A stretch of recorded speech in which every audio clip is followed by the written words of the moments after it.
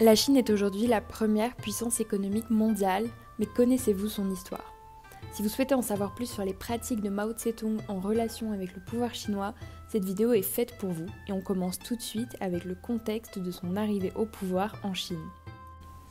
Le 1er octobre 1949, Mao Tse-tung proclame l'avènement de la République populaire de Chine, ou RPC, et cette victoire communiste arrive après des années de guérilla entre les communistes et les nationalistes chinois, ainsi qu'avec le Japon.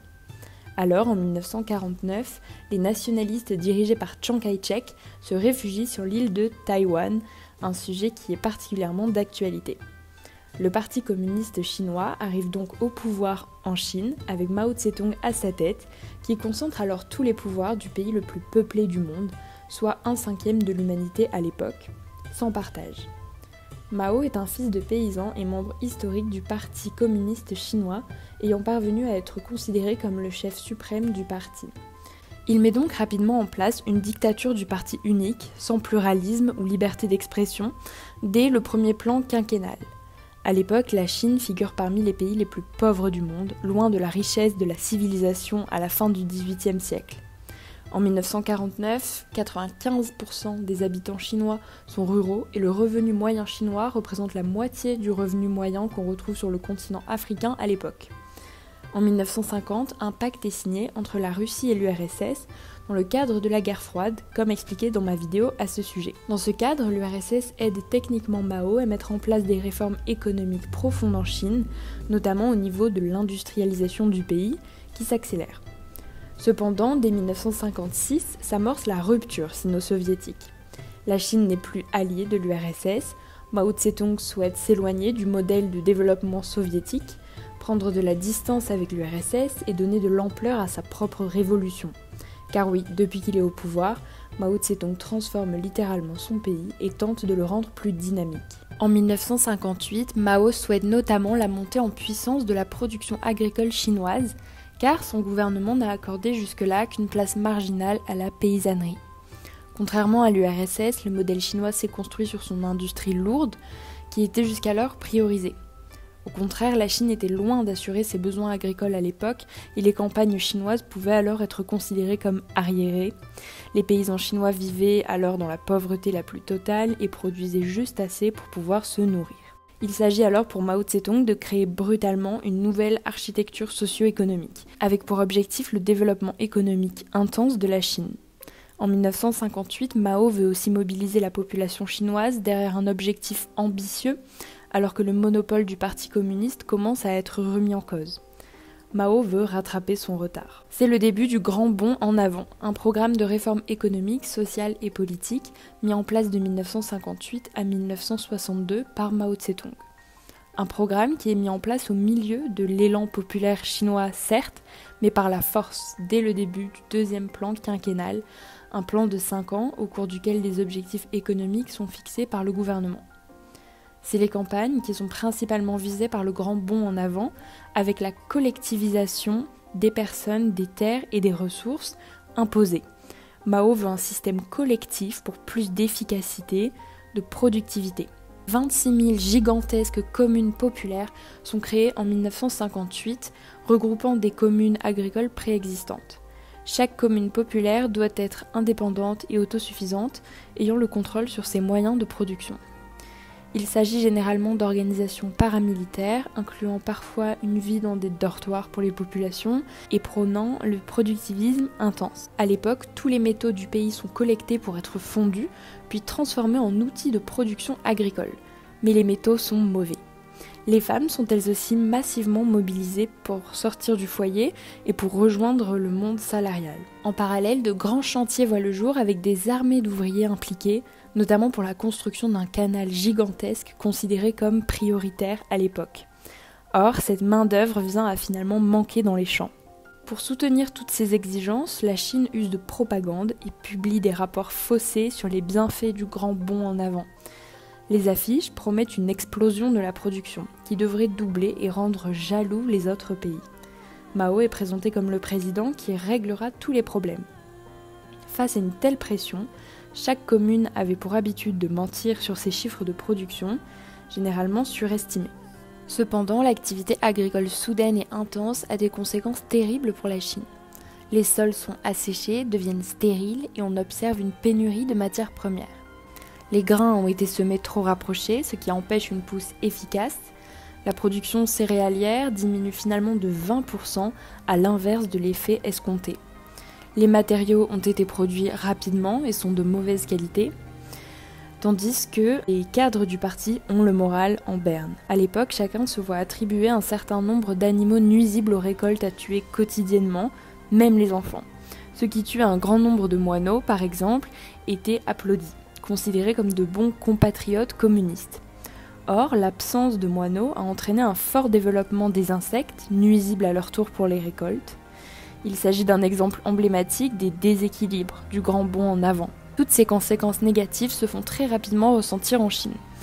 Les récoltes de 1959 à 1961 sont déficitaires, ce qui n'empêche pas Mao Tse-tung d'en prélever une part plus grande pour relancer l'économie. La famine s'installe dans plusieurs régions malgré la propagande qui bat de plein fer et met en avant la réussite du modèle. Cette famine a à son tour des conséquences terribles. Les gens commettent les pires atrocités, tuant parfois des enfants, les enfants les plus faibles, selon certaines archives de témoignages, certains se mettant à manger des matelas ou des écorces ou déterrent même des morts. L'humanité semble parfois quitter les hommes en proie à une telle famine. Les estimations varient entre 10 et 40 millions de morts pour cette terrible famine qui a traversé la Chine. S'il est difficile de comptabiliser les morts, un historien parle de 36 millions de morts après avoir réalisé une enquête de 12 ans à ce sujet, tandis que le reste de la population est épuisé et que les maladies font rage dans le pays. Au-delà de la famine, le fonctionnement de l'industrie et de l'agriculture chinoise sont finalement complètement désorganisés. Même si les statistiques du gouvernement masquent les faits, les conséquences sont là. Le contexte n'a fait qu'empirer ce bilan du quinquennat. Le refus de Mao d'accepter directement ses erreurs et de changer de stratégie, ainsi que les mauvaises conditions climatiques n'ont pas aidé, tandis que le personnel soviétique quittait alors le pays, handicapant l'industrie chinoise. Dès avril 1959, Mao Tse-tung quitte la direction directe du pays face à son échec. Ce n'est qu'en 1964 que la Chine retrouve son niveau de productivité de 1958. Dans l'ensemble, ce quinquennat est donc un échec. Cet échec catastrophique entame le début de sa traversée du désert politique. Il est éloigné de la gestion économique du pays au profit des modérés. Une élite cultivée accède au pouvoir en Chine et opte pour une politique pragmatique. C'est la fin du grand bond en avant. En 1966, Mao Tse-tung décide d'essayer de revenir au cœur du pouvoir en Chine et de consolider son influence en s'appuyant sur la jeunesse chinoise avec la grande révolution culturelle, entamant une période qui durera jusqu'à 1976. À l'époque, Mao Tse-tung, alors écarté du pouvoir, considère les personnes au pouvoir corrompues et il fait état de sa volonté de purger le Parti communiste et de limiter le pouvoir de la bureaucratie. Ainsi, à partir de l'été 1966, des millions de jeunes gens entrent au service de Mao, les gardes rouges, de jeunes communistes qui ont lu le Petit Livre rouge, un recueil des pensées de Mao. Ces gardes rouges, parfois seulement lycéens, se mobilisent lors de grands rassemblements, livre rouge à la main. Il s'agit généralement de provinciaux qui se retrouvent en ville pour partager leurs expériences révolutionnaires. Ils prônent alors la reconstruction socialiste de la Chine, un retour aux valeurs communistes prônées par Mao. À l'époque, les mots d'ordre sont les suivants: démocratie directe, lutte contre les privilèges, contre les inégalités entre les villes et la campagne. Des slogans qui fascinent non seulement la jeunesse chinoise, mais aussi celle de bien des démocraties occidentales, avec la diffusion massive du Petit Livre rouge. Si dans un premier temps ces gardes rouges se rassemblent pacifiquement et distribuent des tracts, c'est rapidement un climat de terreur qui voit le jour en Chine. Ils perquisitionnent les maisons, dénoncent les contre-révolutionnaires et procèdent à des arrestations. Les personnes accusées d'être contre-révolutionnaires sont généralement jugées et exécutées en public, face à tous, pour montrer l'exemple. Ils sont parfois envoyés dans des camps de redressement ou à la campagne. Il n'y a plus de place pour la diversité des idées. Rapidement, les gardes rouges se militarisent, tandis que Mao les appelle à balayer les 4 vieilleries, les vieilles idées, la vieille culture, les vieilles coutumes et les vieilles habitudes. De nombreuses œuvres d'art ou bâtiments sont détruits, tout y passe. Nombreux sont les artistes, professeurs ou journalistes qui subissent ces violences parce qu'ils n'adhèrent pas aux idées de Mao Tse-tung. Rapidement, les responsables de la mairie de Pékin, par exemple, sont destitués.